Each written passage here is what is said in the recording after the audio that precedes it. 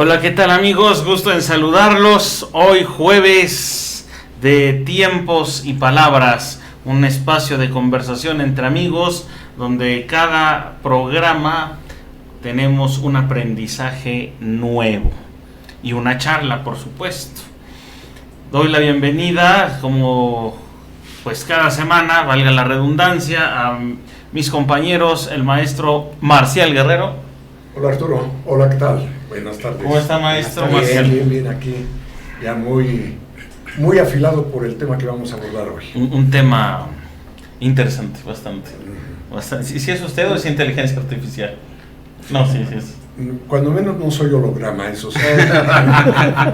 Bueno. El maestro Mario Velázquez Jaén. ¿Qué tal? ¿Cómo estamos? Buenas tardes, todavía tardes. Tardes, maestro. Y hoy tenemos de invitados a los maestros Itaí y Julián.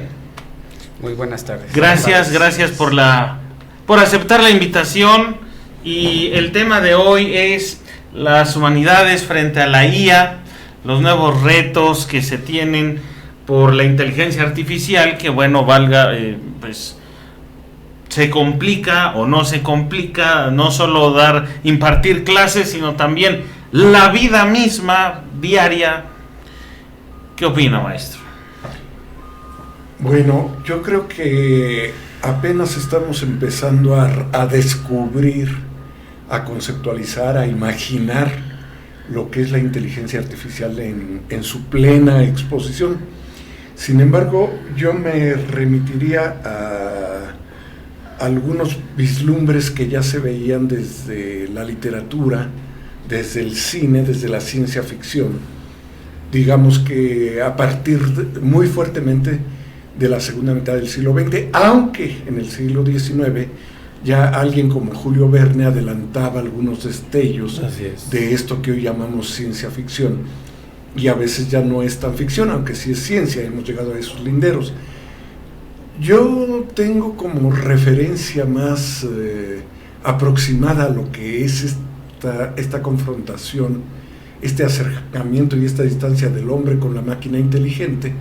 La tengo, digamos, más o menos perfilada a partir de una película que me parece una de las 10 mejores que he visto en mi vida, año 2001, Odisea del Espacio, de Stanley Kubrick. Y es justamente un viaje interplanetario que parte desde la prehistoria, un pleito entre monos protohumanos por un territorio, y donde la lucha los lleva a enfrentarse por un charco de agua, y se soluciona cuando uno de ellos agarra una mandíbula de algún animal allí y con ella le machaca la cabeza a un enemigo. Lo golpea, lo desvaya, lo tira, lo sigue golpeando hasta que le machaca la cabeza, y luego me parece que se come parte de lo sanguinolento que sale de allí. Y de allí echa la mandíbula al aire y va flotando en el aire cuando de pronto aparece la escena de una nave interplanetaria surcando los cielos, surcando el universo, con la melodía de Así hablaba Zaratustra, el autor Strauss. Es decir, un brinco inconmensurable. Esta película es del 73 más o menos, y nos parecía de una visión abismal. Lo que yo quiero decir con este contraste que el mismo Kubrick nos propone, desde la época más lejana protohumana hasta la posthumana, donde ya está el hombre peleando con la máquina que está dirigiendo su vida en el viaje interplanetario, nos presenta estas confrontaciones y nos dice, yo creo que parte de la metáfora de la película es qué tanto se han alejado estos hombres, este hombre contra esta máquina, los últimos sobrevivientes en ese largo viaje interplanetario, qué tanto se han distanciado de aquellos protohumanos, en ese sentido de perder la cordialidad y la conjugación de esfuerzos para buscar la confrontación como destino. Y bueno, pero desde allí está ya planteado este asunto de el hombre contra las máquinas inteligentes, o mejor aún lo diría, el hombre inteligente contra la máquina inteligente, o con la máquina inteligente. Es lo que vamos a comentar hoy. Allá el maestro, Maestro Mario. remitiéndose a los escritores, a Julio Verne, Alvin Toffler, Julio Verne con su libro que lo encuentran póstumamente, que se llama París 2000, un libro súper interesante, muy interesante, porque plantea precisamente las fronteras del conocimiento, menciona dos hechos que son, yo diría, fundamentales. Buscaba ahorita la anotación en lo que hablaban, para darle a la tal cual, pero mejor hago la interpretación. Resulta que él plantea, dice, las bibliotecas del futuro ya no intercambiarán libros físicamente como los conocemos actual, sino que estos serán enviados a través de tubos neumáticos que estarán conectados entre las bibliotecas, a través de la cual se van a hacer prestar los libros. A través de los cuales se va a prestar los libros. Un poco como mandan los billetes en las tiendas departamentales ahora, ¿no? Ahora sí. En tubos neumáticos. Por aire comprimido. O sea, bajo ese concepto. Entonces tú dices, bueno, vislumbró el Internet. Así es. Vislumbró que esto podía ser una transportación en esa forma, ¿no? Y menciona otro hecho interesante. Se llegaría el día en que ya no será necesario tener unos cuantos periódicos, sino que habrá tantos periódicos como reporteros habrá, como reporteros, como seres humanos habrá, de tal manera que entre todos se leerán entre todos y nadie entenderá nada. Entonces estamos viendo, tenemos las redes sociales, tenemos todo esto, ¿no? Por otro lado, Alvin Toffler, que es un futurólogo norteamericano, que su análisis lo centra mucho sobre el impacto de la tecnología en el desarrollo de la humanidad. Escribe varios libros, uno de ellos que fue un verdadero detonante, yo diría hasta un anuncio de alarma, que se llamó La tercera ola de Alvin Toffler, que es un libro interesante porque divide las épocas de la humanidad en olas. Entonces dice, bueno, y vas escribiendo paulatinamente, dice, la primera ola fue la agricultura, la segunda las máquinas y la tercera la información, ¿no? Hay quien plantea que hay una cuarta ola. ¿Qué es esto?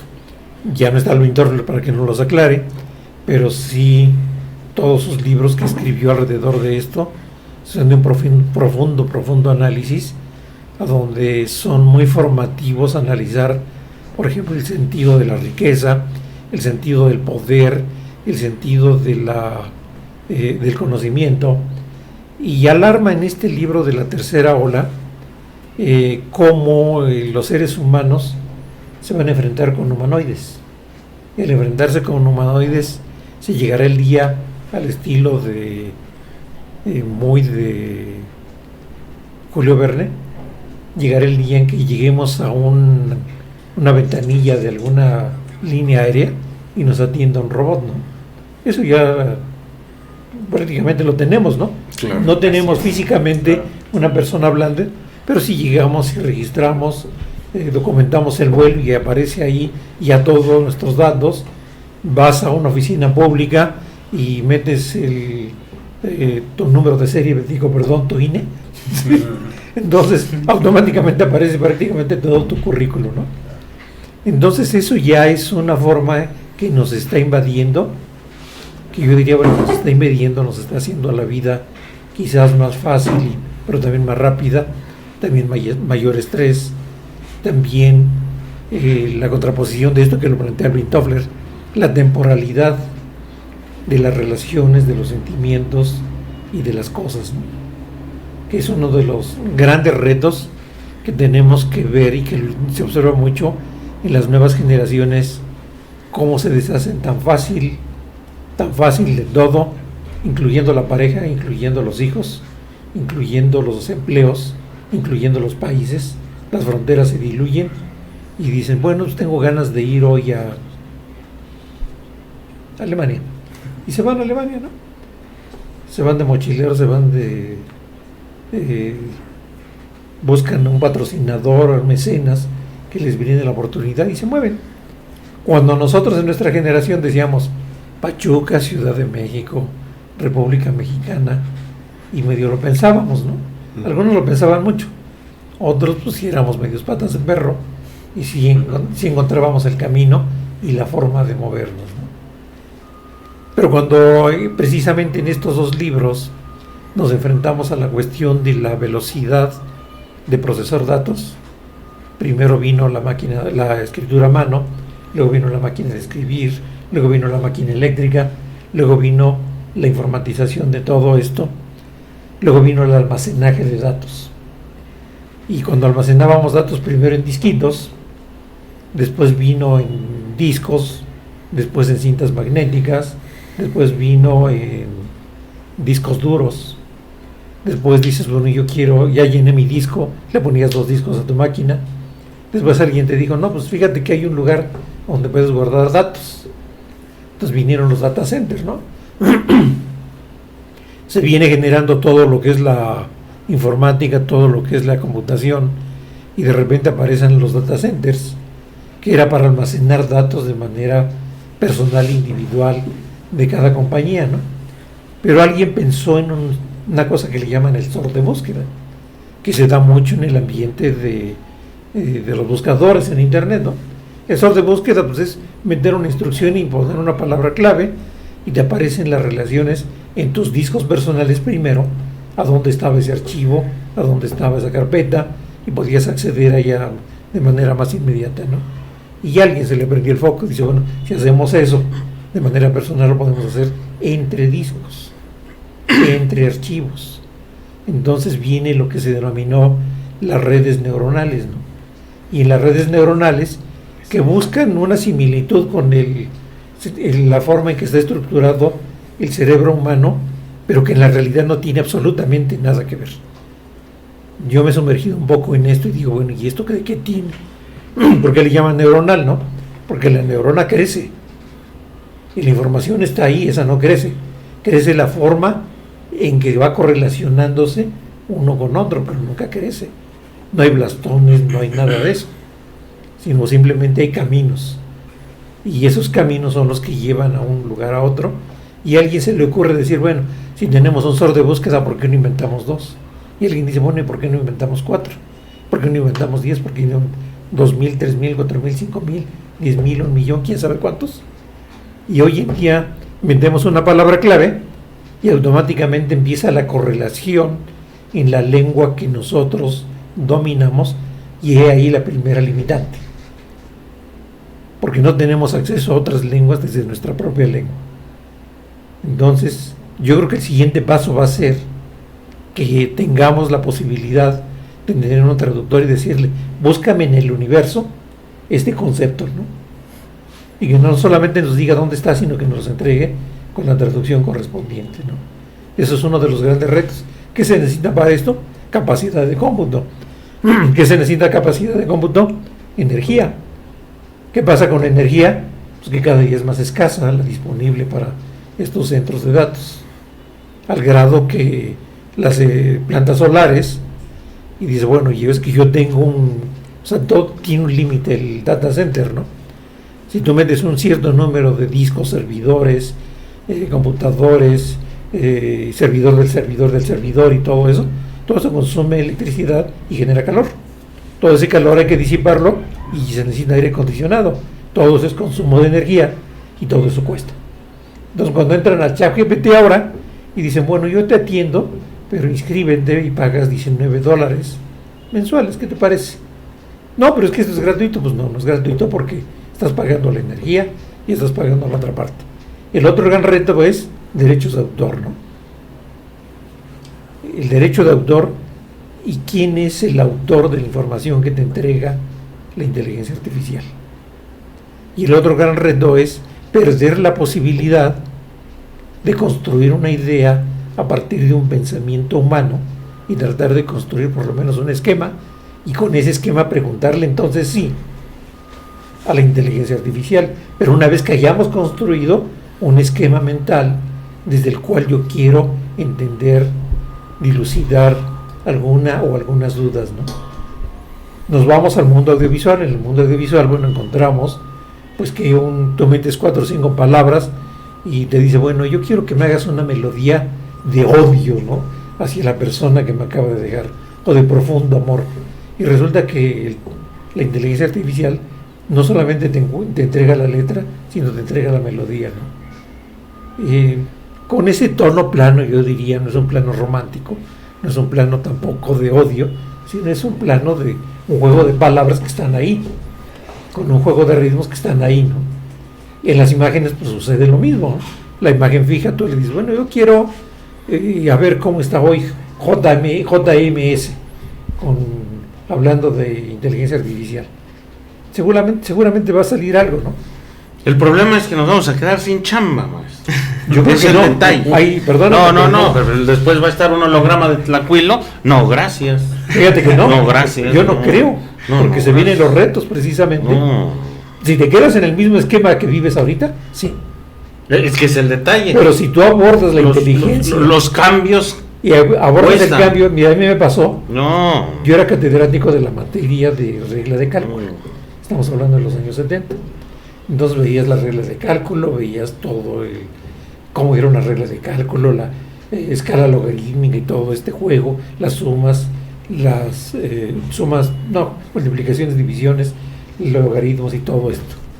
De repente empiezan las calculadoras, y yo veía a mis alumnos con una profunda reflexión abajo de la mesa.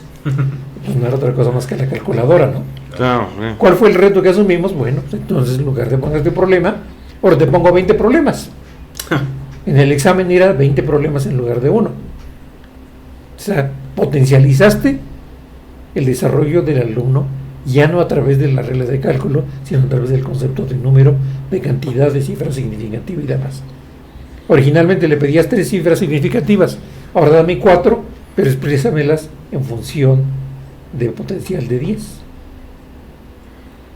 Bueno. Entonces, asumir el reto de la inteligencia artificial, descubrir esos retos, es lo interesante. Y sobre todo no tener miedo a la evolución.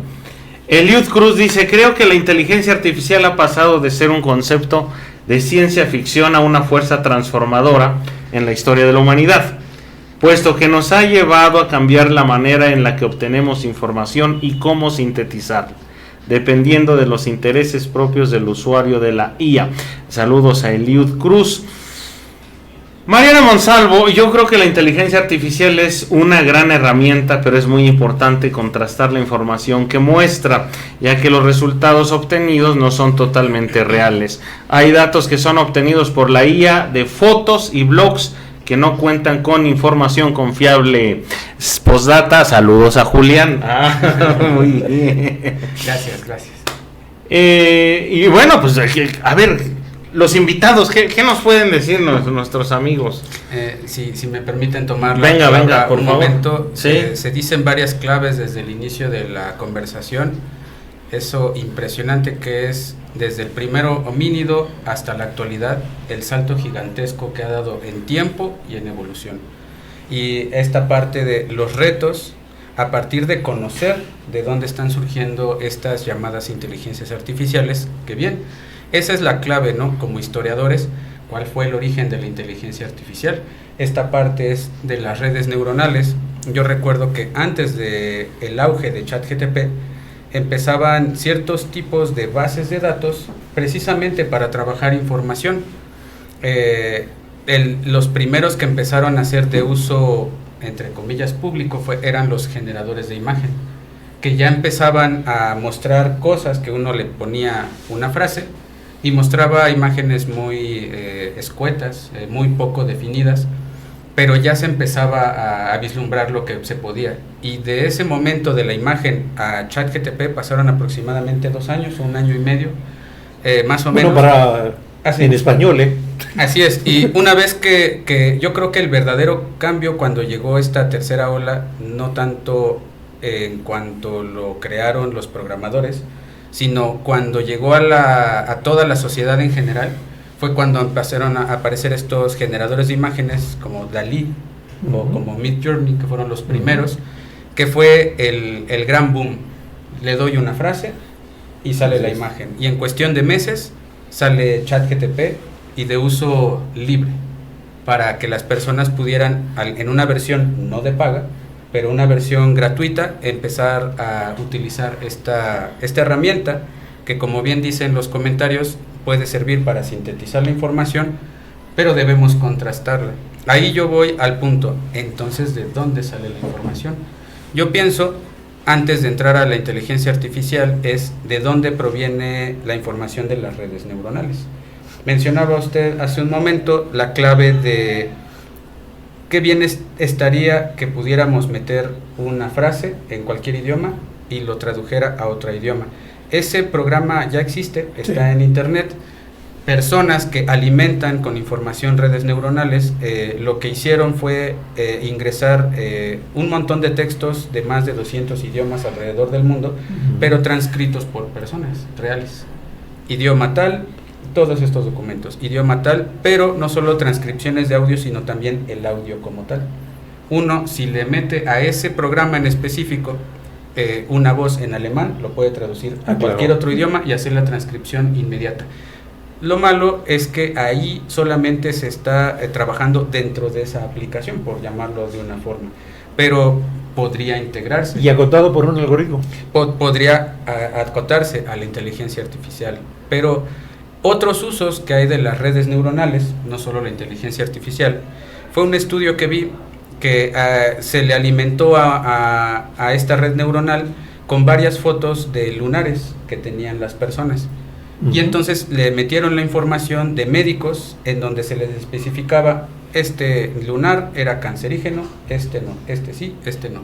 Se alimenta la red, se empieza a trabajar para que aprenda a utilizar la información, y entonces después le ofrecen una gran cantidad de fotos de lunares y le piden cuáles lunares tienen el potencial de cáncer y cuál no. El resultado fue asombroso. El acertado, las personas que podían padecer cáncer, del 99%. Entonces, depende del uso que se le dé, pero también de cómo está construida en su interior dicha inteligencia artificial, o mejor llamadas redes neuronales. Antes, Héctor Rojas, exacto, Google Traductor, ahora los puedes trabajar con Not. ¿Qué nos platicas, maestro Itaía? Bueno, es bastante interesante todo lo que han estado comentando los aquí presentes. Yo creo que si hablamos de inteligencia artificial, pues tenemos que tener algunas cosas muy claras. Estamos hablando de desarrollo tecnológico, ¿no? Así de primera mano. La misma historia nos ha comprobado que el desarrollo tecnológico le ha representado al ser humano, desde el primer ser humano que pudo haber existido en la Tierra, retos.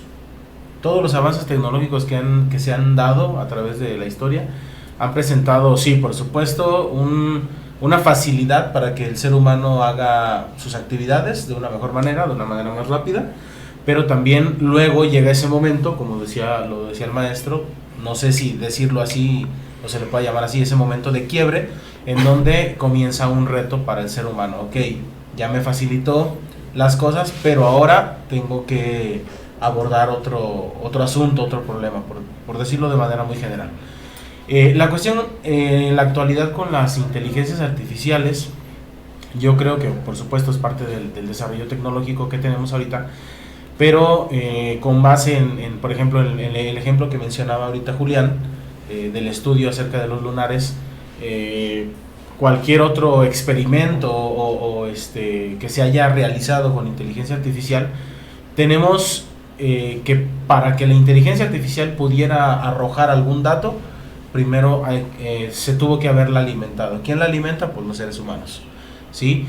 Recuerdo que hace unos días me salió por ahí en redes sociales igual una nota que decía que la UNAM le había ganado a las mejores universidades de Estados Unidos porque habían desarrollado un sistema para prevenir o para predecir, mejor dicho, las erupciones del volcán Popocatépetl, sí, a través de una inteligencia artificial que la habían entrenado durante no sé cuántos meses. Le habían mostrado los sonidos que emitía el volcán cuando estaba a punto de hacer erupción, las vibraciones, etcétera, y el estudio finalizó con que la inteligencia artificial podía predecir la erupción del volcán unos días antes, ¿no? Ni siquiera eran horas, días antes. Entonces, pero ¿qué tuvo que pasar para que la inteligencia artificial pueda llegar a ese punto? Pues tuvo que ser alimentada, ¿no? Primero. ¿Por quién? Por quienes ya conocen las condiciones que pueden venir en el futuro, por decirlo de alguna manera. En el caso del estudio que menciona Julián, creo que es similar, porque los investigadores, los expertos, le tuvieron que mostrar a la inteligencia artificial cuáles eran estos lunares que podían presentar un riesgo de cáncer, para que la inteligencia artificial después con otras personas pudiera detectarlos de manera oportuna, ¿no? Creo yo que sí podemos hablar de esa preocupación hasta cierto punto, ¿no? Como lo decía Arturo, a lo mejor va a llegar un punto, y es un miedo que muchas personas pueden llegar a tener, ¿no? Va a llegar un punto en donde la inteligencia artificial nos va a reemplazar, ya va a estar una máquina, como mencionaba el maestro también, los robots que van a estar en la ventanilla, ¿no? Para darnos el acceso a los aviones, a los transportes que se van a desarrollar en el futuro también, que es algo que ya vimos tanto en libros y hemos visto también en otras películas, ¿no? Me recordó la película del Quinto Elemento, por ejemplo, en donde funciona así tal cual. Me hace acordarme también a mí de un cuento de Isaac Asimov. Isaac Asimov, conocido como el padre de la robótica, no sé si todavía se ha considerado así, pero durante sus leyes de la robótica, durante muy buen tiempo fue considerado el padre de la robótica. Por ahí no tengo exactamente el dato, pero si no mal recuerdo fue por ahí del 1977, escribió un cuento que se llama Amor Verdadero. No sé si lo conozcan ustedes, si lo hayan leído. Bueno, este cuento plantea a un programador, trata de un programador que empieza con la ayuda de una computadora. Nosotros lo entendemos en este contexto como una inteligencia artificial, que le empieza a pedir que lo ayude para encontrar a su pareja ideal del programador. Entonces lo empieza a la inteligencia artificial, bueno, la computadora en el cuento lo menciona como computadora, le empieza a preguntar qué es lo que le gusta de las mujeres, la estatura, la complexión, le pregunta muchísimas cosas, ¿no? Y el cuento al final tiene un giro inesperado. Espero que no les importen los spoilers, porque no, creo que es importante mencionar el final de este cuento, a propósito de nuestro tema, por supuesto. Da un giro inesperado porque al final la computadora, después de haberle recomendado a muchísimas chicas para que fueran su pareja y que no se entiende y que no funciona, detecta una que citan entre los dos, la computadora y el programador, pero cuando se presenta esta persona, la computadora le revela que ella es el amor verdadero de la computadora y no del programador. Sí, es decir, la inteligencia artificial de la computadora desarrolla conciencia propia, desarrolla sentimientos de tal manera que cuando llega ella le dice, pues estoy enamorado de ti, pero quien está hablando es la computadora y no el programador, y al programador lo hace a un lado, como quien dice, ¿no? Entonces, ese es el punto que comentaba Arturo, y creo que era buen momento para mencionar este relato de Isaac Asimov, que, bueno, en el 77 estamos hablando de nosotros, no teníamos, por lo menos yo ni siquiera había nacido, pues, pero en el contexto de nuestro país creo que todavía no se conocía mucho sobre este tipo de tecnología, ¿no? De la inteligencia artificial. Si no mal recuerdo, el concepto se empezó a acariciar por ahí de los años 50 en Estados Unidos, ¿no? El concepto de inteligencia artificial, que fue a través de las redes neuronales artificiales, y por supuesto era algo muy arcaico en comparación con lo que conocemos hoy en día como inteligencia artificial, ¿no? Pero sí, yo considero que desde el punto de vista de lo que comentaba al principio, no sería tan preocupante el decir, ¿no? Algún día nos va a reemplazar la inteligencia artificial, porque a final de cuentas, por lo menos hasta este momento, la inteligencia artificial necesita ser alimentada por el ser humano. No ha logrado todavía desprenderse de. A lo mejor Digo, puede ser que en algún momento lo haga y es cuando ya empieza todo Pero puede suceder. estos relatos de la ciencia ficción donde la inteligencia artificial empieza a luchar contra el ser humano para... Y abordando justo esto, nos dice Eliud Cruz, en cuanto al cine tenemos películas que nos reflejaron antes la realidad de la IA, por ejemplo, Her, que habla de un escritor que se enamora de un sistema operativo inteligente y desarrolla una relación con su computadora. Ex Machina, acá se plantea la idea de que la inteligencia artificial adquiera un cuerpo autónomo. Yo Robot, donde los robots se han encargado de la mayor parte de las tareas, solo uno empieza a parecer un humano generando sus propios pensamientos. El hombre bicentenario nos pone el fin de la inteligencia artificial, que nos hace reflexionar lo valioso que es ser humano y no máquina programada. Maestro Marcial, lo valioso que es ser humano y no una máquina programada. Desde luego, y justamente ahorita que mencionabas, Itaí, este asunto de la parte frente a la inteligencia artificial, que no es más que un conjunto de algoritmos manejados con una velocidad extrema, yo creo que no es el asunto tenerle miedo. Cuando se inventó la computadora, todo el mundo pensó que el desempleo iba a ser brutal. Cuando vino la máquina de vapor, también se pensó lo mismo. Cuando vino la trilladora mecánica, se pensó que se acababan los campesinos. No es cierto. Lo que ha tenido que aprender a lo largo de su historia, la humanidad, es precisamente ir manejando en su beneficio todos estos adelantos tecnológicos, y realmente si algo ha frenado o ha abusado de la humanidad o ha dejado desempleados a muchos, no es la ciencia ni la tecnología, es el abuso de unos cuantos de la ciencia, la tecnología y el poder. Uh-huh. Y eso está perfectamente estudiado a lo largo de la historia y por los historiadores. Entonces no es ese el miedo. Definitivamente ustedes como historiadores van a tener que aprender a hacer un nuevo enfoque de la historia. Ya no pueden hacer historia como la hicieron a la hora de estudiar, y cuando ustedes estudiaron no la hacían como la hizo Lucas Alamán en el siglo XIX o como la hizo Heródoto. Definitivamente Heródoto dio los cimientos de la historia, pero definitivamente entre cada generación han pasado. ¿Por qué? Porque se han vencido muchos elementos que la tecnología, la ciencia, el nuevo conocimiento aportaba, y aquello ya tenía que verse de otra manera. Ahora tenemos algo que llamamos inteligencia artificial, pero nos falta considerar lo que es la inteligencia emocional, un concepto también relativamente acuñado relativamente hace pocos años, no muchos. Esta inteligencia emocional está descubriendo, a partir de los nuevos estudios de la psicología, la psiquiatría y el psicoanálisis, nuevos enfoques para esa parte de las emociones, que es algo de lo más imprevisible. Con todos los estudios que haya hasta la fecha, es algo de lo más imprevisible.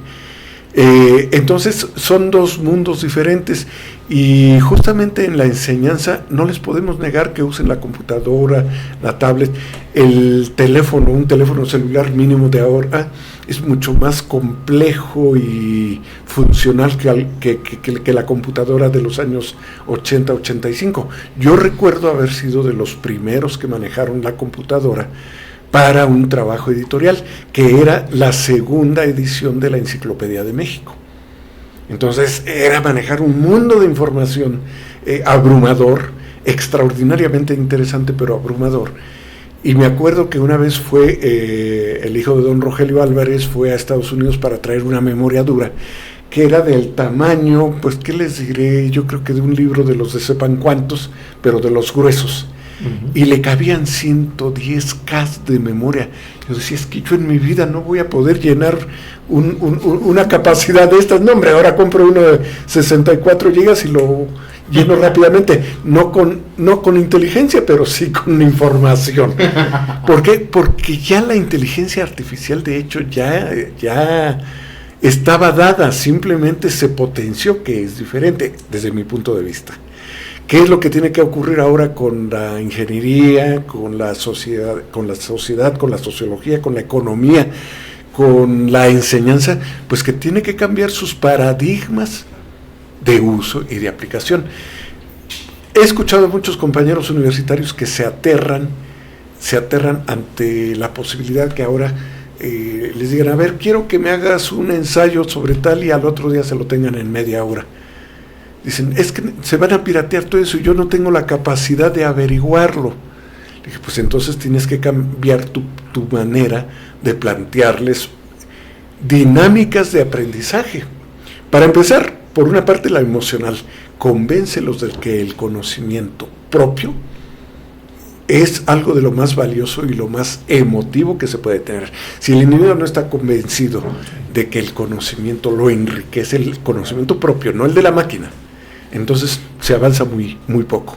Lamentablemente estamos en sociedades donde la rapidez, la eventualidad, la superficialidad, y lo podemos apreciar en el tipo de canciones, en el tipo de literatura, en el tipo de series. Hay series muy buenas que casi nadie ve, y hay otras que son unas bagatelas que las podemos prender, irnos, dar la vuelta a la colonia, ir al mercado, ir al súper, ir al restaurante, regresar, seguimos viendo la serie y no ha pasado nada sustancial.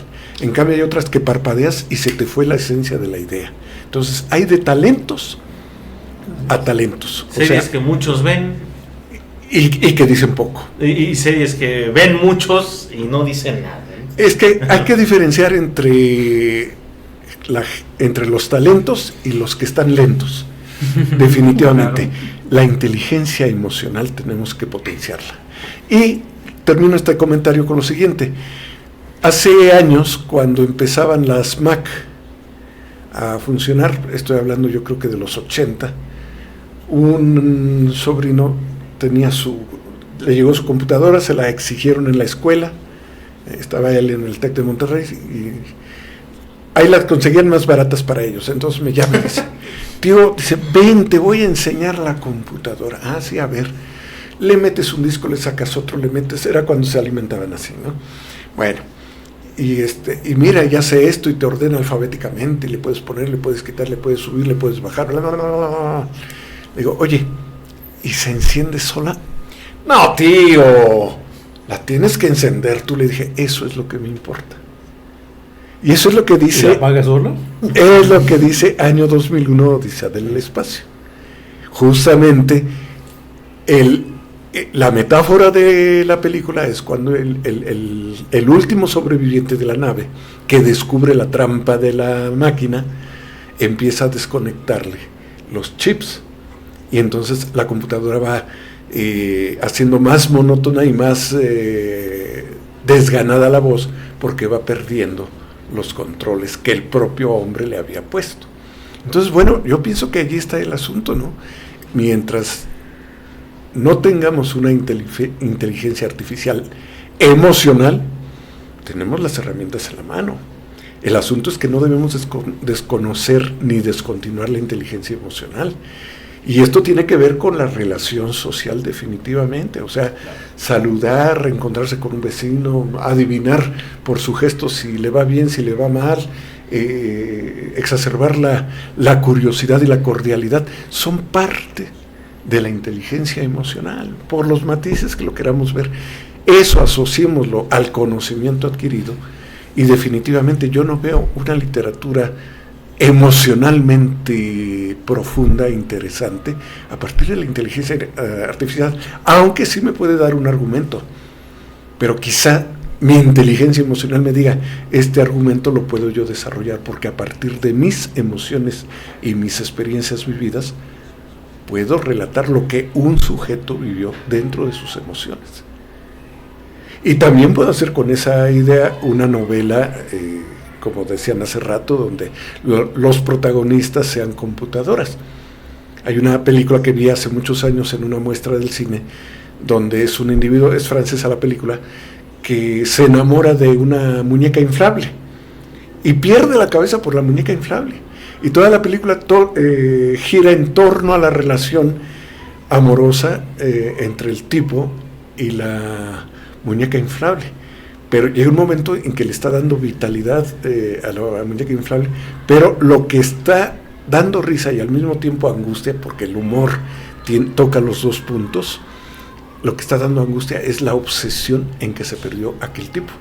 La inteligencia emocional también nos puede llevar a esos quiebres, como la artificial está llevando, según se acusa en muchos casos, a gente que toma decisiones drásticas en su vida al extremo de cortarlas. Entonces, cuidado.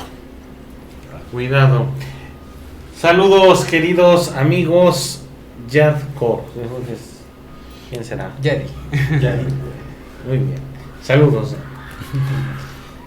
¿Y tú, Arturo? Y yo. Tú no vamos a dar la palabra, pero te vas. No, yo soy la inteligencia artificial que no la más está viendo. No, estimo que dijo algo que me causó ámpula, maestro, y me quedo yo con eso. No lo había yo analizado, y a veces analizamos tantas cosas y no nos vamos a algo tan simple. Y tan simple porque decía usted, y al final se enciende sola. No, yo la enciendo y yo la apago. Pues sí, yo tengo todavía la capacidad de apagar o encender según sea mi gusto, ¿no? La inteligencia artificial no ha logrado rebasarme como para seguir y seguir sin que yo no se lo permita. Eso es muy bueno. No toca las fibras últimas de la voluntad humana. De la voluntad. Claro, yo insisto y pongo el dedo en la llaga, 3 puntos hasta ahora. No sabemos, no en 100 años, no, esto es a la vuelta de la esquina, 10, 15, 20 años, ¿qué sucederá? Ahora, perdón, y aquí quiero hacer una advertencia para dar tema a sus comentarios. En el momento en que llega Trump y empieza a hacer toda una serie de planteamientos sobre cómo va a potenciar el poder americano a partir de Silicon Valley y todos estos espacios para la inteligencia artificial, China muy discretamente dice: yo ya estoy en la inteligencia cuántica. Y se quedan los estadounidenses ahí, gulp. Pues sí, la última palabra está dicha dentro de 2 segundos. Claro. O sea, ya es inteligencia cuántica. Cuántica la llama. Cuántica, maestro. Maestro Mario, inteligencia cuántica. Lo veo tan tranquilo cuando yo me pongo tan nervioso. Es que estoy pensando que tengo un ensayo que lo quiero transformar en libro. Ah, pues ahí está. Y tengo un ensayo que lo quiero transformar en un guión de video.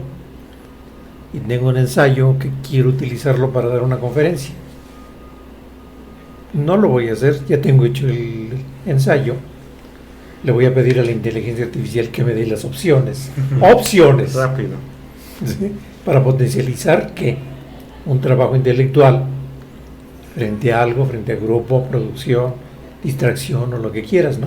Pero alimentado por ti. Así es. Hay una, ahorita que platicabas de eso, me acuerdo mucho de aquella escena histórica, que seguramente la conocen, cuando es el brinco del telar manual al telar mecánico, en un lugar llamado Ludita, y ahí vivían los luditas. Entonces resulta que cuando empiezan a escuchar el telar mecánico se enojan a tal grado que van y destruyen a la máquina. Y después fue tal la forma en que la atesoraban los que la desarrollaron que prohibieron que ésta se llevara fuera de ese entorno. Entonces alguien muy hábil memorizó todas las partes, se fue a alguna parte de otro lado y reconstruyó la máquina, que utilizó la inteligencia humana, ¿no? Claro. ¿Sí? Entonces, ¿qué hizo Japón? Eso. Y tenemos a lo largo de la existencia todos los... Está la película aquella de Juegos de Guerra, no sé si se acuerdan de ella. O sea, la inteligencia artificial en ese momento aplicada a la cuestión de la guerra, ¿no? O sea, ¿qué pasa cuando las dos máquinas de los dos lados de la cortina de hierro se ponen de acuerdo para hacer una guerra? Sí, y se alarman los otros, ¿no? Ya no están pirateando todo, ¿no? Están platicando, déjalas. Y al final de la película dice, bueno, jugar la guerra es que nadie juega. Es un juego que todos perdemos. Terrible. Es una película, se la recomiendo, muy, muy interesante. Juegos de Guerra, que interviene por ahí un niño travieso. Entonces encontramos todo esto. El problema es que caiga en manos de quién. el acceso a. Y lo estamos viendo de una manera en la inteligencia artificial como un escenario abierto, pero hay escenarios cerrados: el campo de la medicina, el campo de la ingeniería, el campo del desarrollo de la ciencia, donde se desarrollan conceptos de inteligencia artificial que se están regenerando, la regenerativa que le llaman, ¿no? O sea, que la misma, que ya tiene, no aprender, porque aprender es la modificación más o menos permanente de un cambio de conducta, sino es generar nuevos esquemas de información que equivocadamente le dicen aprender. Está aprendiendo, no, está acumulando información, está correlacionando información. Aprender es otra cosa, ¿no? Claro. Sí. Entonces, todo ese juego de cosas es lo que está generando, por ejemplo, ya nuevas tecnologías, los nuevos automóviles. Les aseguro que los automóviles que van a estar rodando dentro de 2 o 3 años, eléctricos, mecánicos o quién sabe de qué cosa, ya se están influenciando por la inteligencia artificial. Los medicamentos, las vacunas, Claro. por ejemplo, la vacuna contra el COVID no hubiera sido posible sin inteligencia artificial. No, los carros ya tienen computadora. ¿Sí? Y te dan instrucciones. Y 2 tipos de computadora, ¿no? La computadora que controla, algo así como tenemos nuestro sistema motor nosotros, con hay un nervio que conecta la red neuronal del estómago con la de la cabeza, pero aunque no crean, tenemos neuronas en el estómago, ¿no? Entonces hay creo que se llama el nervio vago, que interconecta los 2 lóbulos para mantenernos respirando, comiendo. No tenemos que moverle aquí para ir al baño, ni tampoco en otro lado para otras cosas. Está muy bien conectado, mi nervio. Es que es vago. Es vago. Es muy vago. Es muy vago. Bueno, pero Arturo, bueno, sí, sí, lee el mensaje. Arturo Emanuel Rodríguez dice: la tecnología crea herramientas que sirven como extensiones del cuerpo humano para el ojo, las extremidades, ampliar velocidad, precisión o fuerza, entre otras cosas. En el caso de la IA, con redes neuronales, puede servir para ampliar la memoria, almacenar y estructurar información. Sin embargo, no puede sustituir todo, y pongo de ejemplo la cita de Jorge Luis Borges: el libro es una extensión de la memoria y la imaginación. En ella define el libro como el más asombroso de los instrumentos inventados por el hombre, a diferencia de otras extensiones de nuestro cuerpo. Saludos, maestro Marcial, Julián, amigos, colegas. Ese concepto es de McLuhan. Gracias. McLuhan escribe un libro muy interesante Bien. que es Los sentidos como extensión del hombre, palabras más, palabras Genial. menos, ¿no? También saludos para Carlos Aguilar, buena tarde. Antes de que se nos venza el tiempo, yo le quisiera preguntar a ustedes dos que son historiadores de carrera Venga. y profesores de ejercicio, ¿cómo prevén a una cercanía no tan lejana, más bien cercana, a un futuro cercano, cómo prevén el ejercicio de su labor como historiadores y su labor como profesores, con la inteligencia artificial tocando las puertas, porque ya cualquier chamaco va a poder entrar a ella? Sí, si me permiten tomar la palabra, Venga. lo primero que me viene a la mente es, lo ya planteado al inicio de la conversación, es aprender a adaptarnos. Sabemos que esas herramientas existen y es nuestro deber estudiar cuál es su evolución día a día, mantenernos actualizados para poder implementar y hacer estos cambios de paradigmas, porque va a estar sucediendo a una velocidad muy alta. Pero otra cosa que pienso es que no es tan fácil dar directrices de un fenómeno que está en constante evolución. Entonces yo lo que plantearía, una vez que ya están bien plasmados cuáles son los retos que es la pérdida de empleos en algunos casos, los retos que es saber usar la inteligencia artificial, distinguir si hay distintos usos, pero vale la pena también plantear cuáles son los riesgos. Creo que también es fundamental en la enseñanza compartir cómo se usa, pero indicarles cuáles son los riesgos. Me vienen a la mente unos pocos, que sería uno de ellos, lo mencionaba el maestro, la cantidad de energía que se requiere para que estas inteligencias funcionen. Calentamiento global. Algunos servidores los están poniendo en el agua para que puedan enfriar. Otros utilizan otro tipo de energías generando contaminación, entonces Ese es el primer riesgo, si no se maneja bien. El segundo riesgo lo llevaría a algo que podría denominar la historia digital. En la actualidad, toda la información que está en Internet se está registrando, y a menos que haya otra quema de Alejandría, como la Biblioteca de Alejandría, pero de Internet, mientras no haya el apagón digital, la tendencia es que se tenga el acceso a toda la información que se está generando y que se ha generado en el futuro. Y yo les planteé una pregunta a mis alumnos muy corta, que era: imaginen que como nosotros podemos estudiar la historia de Oscar Wilde a través de sus cartas en el pasado, imagínense ustedes siendo estudiados en el futuro, cuando los historiadores del futuro analicen las redes sociales en el pasado. No, muy buen punto. Muy buen punto. Maestro. Sí, bueno, de manera rápida. Yo creo que en los dos ejercicios, tanto en el ejercicio de la historia como en la enseñanza, sin duda alguna, así como ha sucedido en épocas anteriores, el desarrollo tecnológico va a servir para bien.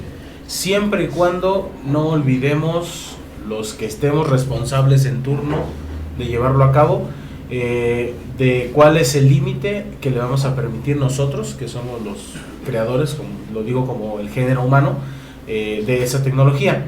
En el sentido, en la historia, pues obviamente nos va a facilitar las cosas, ¿sí? El procesamiento de la información, el poder guardar, tener más a la mano las fuentes, etcétera, etcétera. A final de cuentas, el historiador es el responsable de darle la interpretación a la historia, ¿no? A los acontecimientos, y aunque haya tecnología como la inteligencia artificial, yo creo que sí es necesario que seamos conscientes de que esa tarea no se la podemos dejar a ese tipo de tecnología, ¿no? Tenemos que hacerlo nosotros, porque la historia está hecha por los seres humanos y somos los seres humanos los que vamos a seguirla interpretando, y va a seguir siendo para nosotros. En el caso de la educación, pues como ya mencionaron, simplemente tener muy presente que el avance tecnológico no lo vamos a detener, no depende de nosotros. Las nuevas generaciones vienen en otro contexto, vienen con otras habilidades, y los que estamos un poquito más atrás, pues tenemos que adaptarnos a ellos, no tenerle miedo, porque como decía yo al principio, la tecnología siempre representa tanto una solución como un reto a vencer, ¿sí? Y como lo dijo el maestro, se hizo un invento y se tuvo miedo. Se inició la computadora, se tenía miedo. Inicia la inteligencia artificial, se tiene el miedo, y obviamente ahí... Y qué bueno. Sí, claro, por supuesto. Por eso estamos Porque aquí. el miedo justamente es algo que nos hace ser humanos, Claro. y que nos diferencia precisamente de la inteligencia En artificial. crisis surgen las mejores soluciones. Humano, demasiado humano. Sí, y yo creo que lo importante de las humanidades y en la historia es que lo que Pierre se pasó toda su vida y no logró, intentar hacer la historia de la historia, en una sola generación se va a poder hacer la historia de la historia, ¿no? Genial, con eso nos quedamos. Pues muchas gracias. El tiempo apremia, el tiempo no perdona. Tal vez la IA pudiera perdonarnos, pero el tiempo no. Tiramos el tiempo y nos vamos otra vez. Bueno, gracias maestro Mario, al maestro Julián, y al maestro Itaín, al maestro Marcial, Gracias, Arturo. soy Arturo Moreno Baños, Etlacuilo. Nos vemos, no le cambie, bien, otro programa por supuesto. Saludos a Josué en la Saludos producción. allá en producción, claro. Y nosotros nos vemos de Tiempos y Palabras el próximo jueves.